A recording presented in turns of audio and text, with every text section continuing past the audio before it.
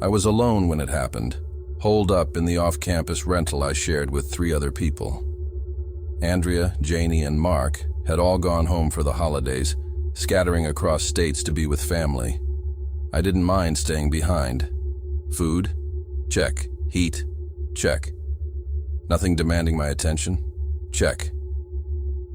I figured I'd hibernate for a few weeks, chip away at my design work, and maybe binge some old shows between.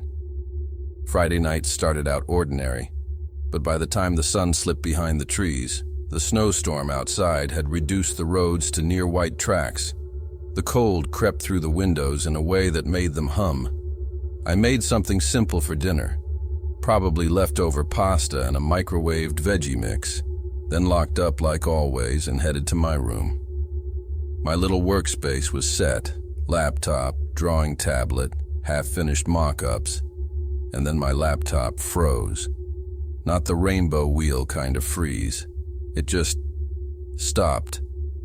The screen dimmed, the battery icon flashed like it wasn't charging. I tried every outlet in the room, unplugged and replugged the charger, switched sockets. Nothing. A minute later, it powered down entirely. I stared at it. Everything else in the room was fine. Lamp on, heater humming. One last desperate press of the power button yielded nothing. I gave up, brushed my teeth, and called it a night. That's when I heard it, the back door closing. Soft, deliberate, just the kind of click it makes when someone shuts it carefully. I froze mid-brush, toothbrush in hand. I strained to hear anything else. Nothing. Still, I threw on a hoodie and went downstairs. The house groaned with each step. The back door? Locked. Windows? Secure. Basement? No sign of entry. Outside, the snow was undisturbed, blown sideways by the wind. Halfway back upstairs, I noticed the hallway light was out. Weird. I always left it on when I was alone. I flicked the switch. Nothing. Then I saw my bedroom door, slightly ajar. I never leave it like that. It sat there, halfway open, as if waiting. I pushed it gently. The desk lamp was off. My charger was where I left it. Chair tucked in. Closet closed. Everything looked normal. But I didn't move. I just stood there, staring at the dark, silent shape of my room. Eventually, I walked in, turned the lamp back on, locked the door, and climbed into bed fully dressed. I woke up in the middle of the night with that jolt, the one that doesn't come from a sound, but from some primal alert inside you. My eyes flew open, heart thudding, and then I heard it. Floorboards creaking, slow and deliberate, moving outside my door. One step, pause, another step, right outside. I didn't breathe. I didn't move. "Hello?" I whispered, half expecting one of my roommates to pop out laughing. Nothing. Minutes passed. Finally, I unlocked the door and peeked out. The hallway was empty. Bathroom, bedrooms, stairs, even the linen closet. No one. Back in my room, my phone lit up. New calendar alert. Meeting with Julian, Friday at 7 p.m. I froze. I hadn't set that. I didn't know anyone named Julian. I deleted it, turned my phone face down, and tried to sleep, but couldn't. The next day, I tore through the house. Every door, every window, attic, basement, nothing. Dusty air, damp paint cans, old smells, but no sign of anyone else. By afternoon, I tried to rationalize it. Cold, stress, maybe I'd imagined it all. I took a long shower to shake it off, leaving the bathroom door slightly cracked. When I stepped out in a towel, I froze. The hallway mirror was fogged, even though it wasn't near the bathroom door. Streaks ran vertically, spaced wider than my hands could reach. I tested it, cleaned it, and left the light on, hoping to feel safer. Later, I texted Andrea about the weird vibes and said I might crash with a friend. Her reply made my blood run cold. Didn't Julian come over last night? By sunset, my duffel bag was by the front door. I had no plan, just knew I wasn't staying. In the kitchen, heating leftovers, I heard my name called from upstairs. Not whispered, not shouted, just said casually enough to make me pause. The microwave hummed, the stove clicked, everything else fell silent. I froze, grabbed my coat, and as I reached the zipper, my phone buzzed again. Meeting with Julian now. I left everything, stove still hot, lights on, fridge open, and ran. Locked doors? Didn't bother. I got in my car, started the engine, and drove, knowing one thing for sure. I wasn't going back. I didn't expect Maple Ridge to feel unfamiliar. I'd grown up in this house, memorized every corner, every creak, every quirk, so moving back after finishing school felt harmless enough. Temporary. My dad had just recovered from hip surgery, and by early January he was well enough to take a long overdue trip to Colorado to visit my uncle. I told him to go, to rest, to enjoy himself. The quiet would be good for both of us, I thought. I was wrong. The house sits at the edge of town, with nothing but a swath of woods behind it, not dense forest, just enough trees to swallow sound and hide shadows. When I was younger, that backdrop felt peaceful. Now, being alone in it made the silence feel thick, like the house was breathing beside me instead of around me. The first few days were easy. I shoveled the driveway, checked the pipes, cleaned out the fridge. At night, I'd wrap myself in blankets and fall asleep to the familiar hiss of the old heater. But it didn't take long before the house started feeling off. It was little things at first. A kitchen drawer left slightly open, even though I hadn't touched it since unloading groceries. A hallway light turned on in the middle of the night, the switch at the far end, the one I never used. Then the TV remote vanished from the coffee table and reappeared hours later, jammed under a couch cushion I hadn't gone near. All small, all explainable, but each one carved a little slice of unease in me. By the fifth night, I was double-checking everything, then triple-checking. The back door has this old brass latch that never quite lines up, so I started wedging a heavy wooden chair in front of it every night. I even got into the habit of locking my bedroom door. A stupid comfort, maybe, but it helped. The sixth night was the one that broke whatever calm I had left. I was watching an endless nature documentary with a narrator whose voice was so calm it made the silence around me feel louder. Close to midnight, the heater thumped off, rattling the baseboards. I got up for water and stopped cold. The basement door was open, not wide, just an inch or two, but enough. That door sticks so badly you practically need to body check it to open it, especially in winter. I hadn't touched it since my dad left. I stood there, gripping my glass, heart thudding too loudly in the stillness. Something was wrong, and I wasn't imagining it. I pressed the door shut, heard the latch click, then locked the knob, something I'd never done in my entire life. I told myself the heater shutting off must have shaken the frame. That made sense.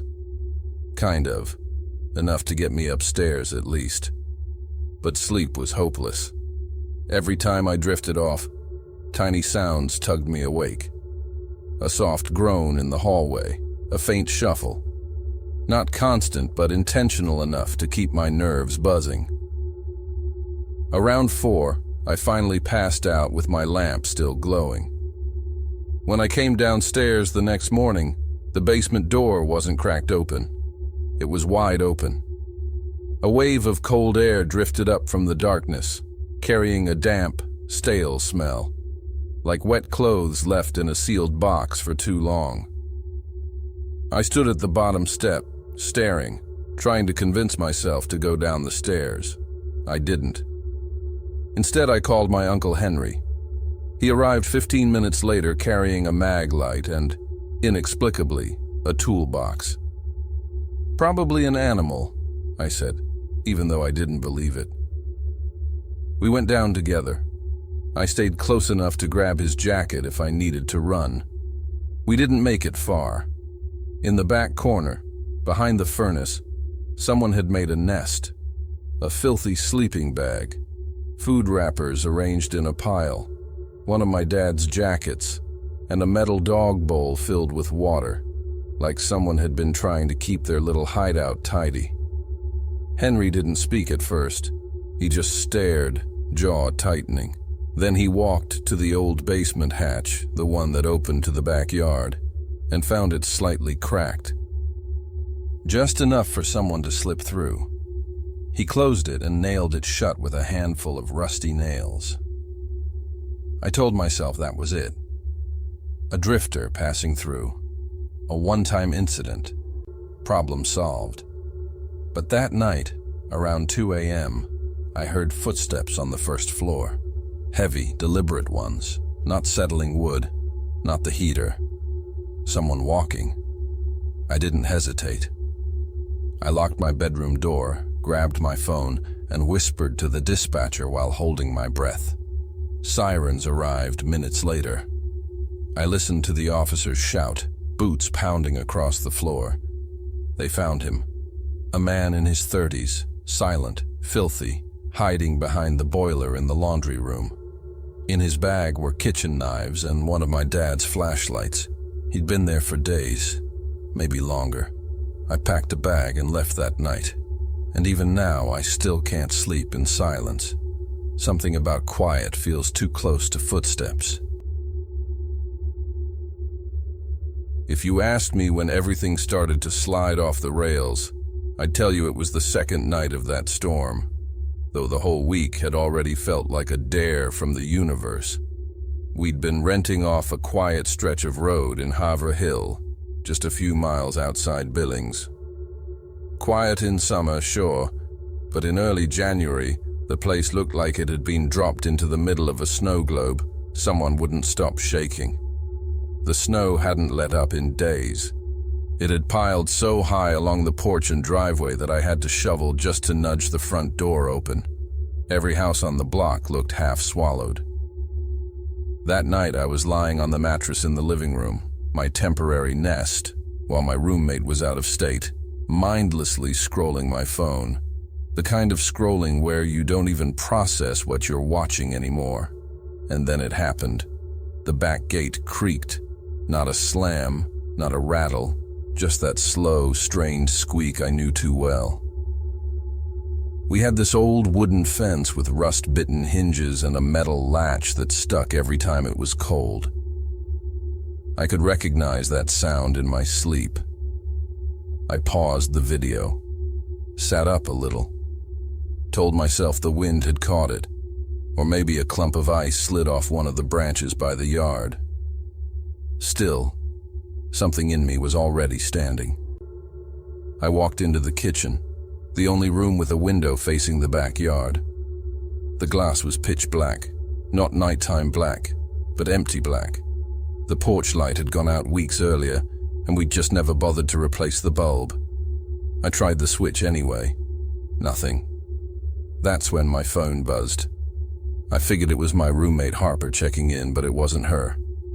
No contact photo, no name.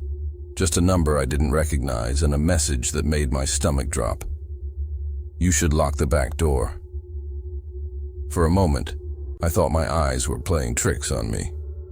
I reread it 3 times, hoping the words would rearrange themselves into something less horrifying. They didn't. Here's the part that really messed with me. No one knew I was alone. I hadn't texted anyone. I wasn't posting about it. Even my parents didn't have this address. Harper was hours away with her mom. No one should have known where I was, much less that I was standing in the kitchen staring into a dead backyard.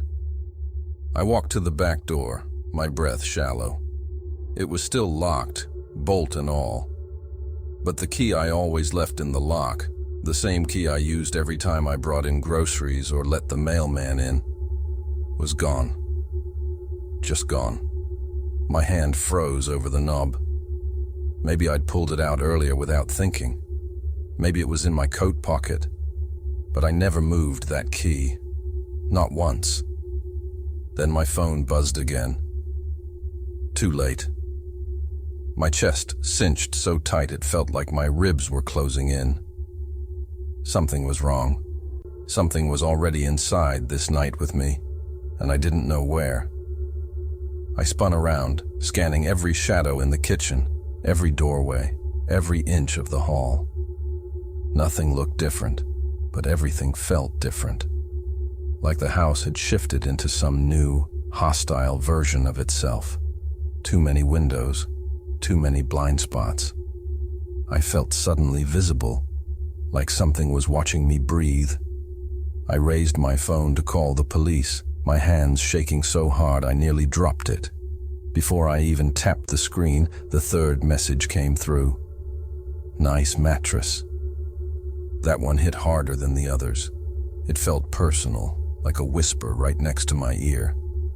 My eyes drifted toward the living room, the space I'd been using as a makeshift bedroom since Harper left. The mattress sat dead center in the room, covered in the usual mess of pillows, blankets, chip bags, visible through the front windows if you stood close enough to press your face against the glass. Someone had been watching. I dropped to the floor, instinct kicking in before thought, crawled away from the windows until my back hit the wall near the TV. My heart was punching against my ribs so violently it hurt. I kept waiting for another noise, the gate, a step on the porch, anything. But the house was silent. The storm outside muffled everything, swallowing sound before it reached the walls. That silence is what terrified me most. Silence meant someone could be anywhere. When I finally forced myself to speak, my voice cracked so badly I barely recognized it. The dispatcher answered with that practiced calm I knew she didn't actually feel. I explained everything, the texts, the gate, the missing key. There was a pause before she told me officers were on the way. She told me not to move unless absolutely necessary, so I didn't. I stayed crouched there in the dim light of my phone screen, staring at the dark window, like it might stare back. Every few seconds I thought I heard something, breathing maybe, or the faint tick of settling wood. But it was impossible to tell what was real. My nerves were doing their own storytelling. By the time the flashing lights appeared through the snow, my legs had gone numb. 2 officers walked the property with flashlights while I stood barefoot in the snow, my arms wrapped around myself. Cold didn't matter. Fear was doing its own job, keeping me awake. They found one set of footprints, just one, starting from the road, circling the house, stopping beneath the window of the room I hadn't been using. Then nothing. No return trail. No prints leading away. Whoever it was hadn't left the way they came. Inside, I tried showing the officers the messages, but the thread had completely vanished. Not deleted, erased. No number, no timestamps, no record. One officer asked gently if I was sure I hadn't imagined it. The other didn't look convinced at all. They suggested I stay somewhere else for the night. I ended up at my friend Laisa's, lying awake while she slept soundly beside the glow of her always-on TV. She joked it sounded like I'd stumbled into a horror movie audition. I smiled because she wanted me to, but I didn't sleep. The next morning, I went back to grab clothes and essentials, and there, sitting neatly on the doormat like someone had placed it with intention, was the missing key. I moved out weeks later, changed my number, scrubbed my social media, put blackout curtains on every window. I still wedge a chair under the doorknob every night. People ask why I'm so cautious now. I never tell them the real reason. Someone out there had a key to my house, and for one long, silent night, they were close enough to watch me sleep.